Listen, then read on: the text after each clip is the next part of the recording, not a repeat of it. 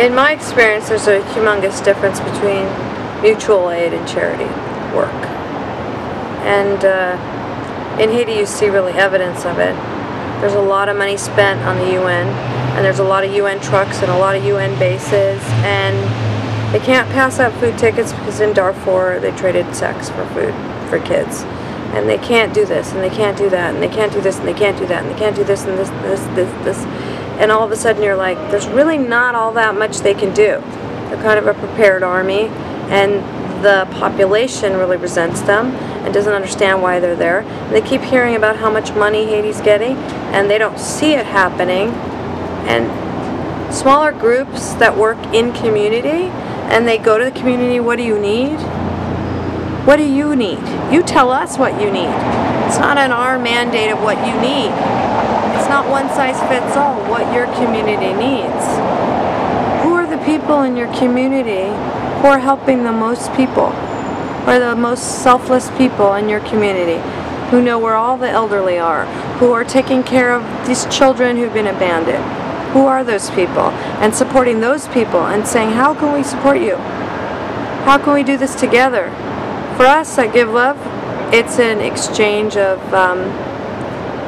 information, working together with community, seeing what they need, how they want to do it, who in their community wants to participate in that, who in their community thinks it's significant, and training people in their community so that they have the skills, so that when we leave, they have the skills to train more people in their country to do that for their community. And what is it that Give Love is training them to do? We do eco-sanitation, treatment, and collection.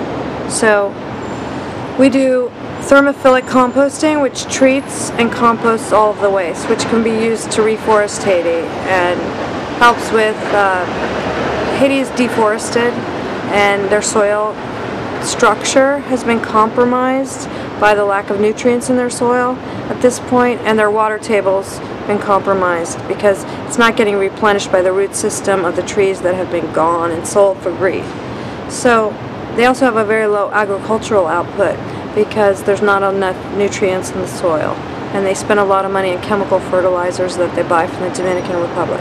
So our sanitation treatment center work in community. They're localized treatment centers, so you're not pumping waste to giant lagoons in 5 different places in Haiti that are untreated and leaking into the water table. What we're doing is localized treatment, and it kills all the pathogens so that the kids aren't getting parasites. And so you're talking about shit, right? We're talking about shit, and we deal with shit all day long because shit kills more kids worldwide than AIDS, tuberculosis, and cholera. Not cholera, sorry. Shit kills more kids worldwide than tuberculosis, AIDS, and malaria combined. 2.4 billion people in the world do not have sanitation. The lack of sanitation is the #1 pollutant to water, and by the year 2020, more than half the world's population will be living in mega slums around the world with no sanitation. More people have cell phones on Earth than have sanitation. So our project is to figure out viable community projects that are have a cost recovery cycle, that are contained in their community, that cannot be sort of pirated off or owned by wealthier people and wealthier corporations, but that it can be in the hands of the people of that community so that nobody can deny them that right, because we believe sanitation and the health that goes along with sanitation is a dignity that all people should be able to have, and that we as human beings should afford each other that opportunity to have that. So when it's composted, does it smell anymore? What does it look like? What is that? It's the craziest thing. So your body has a mechanism. When you have a bacteria in your body, it creates a fever.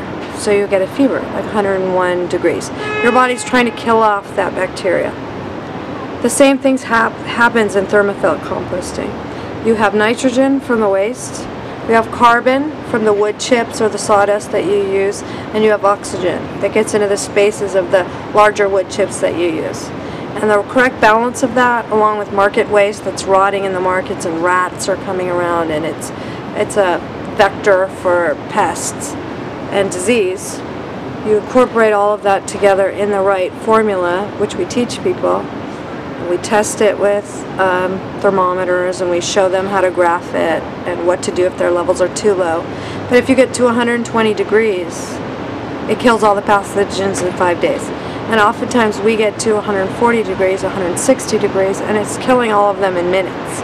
So your treatment center is just processing and killing and killing and killing. And we let it sit months longer than the EPA or the World Health Organization demands that you do.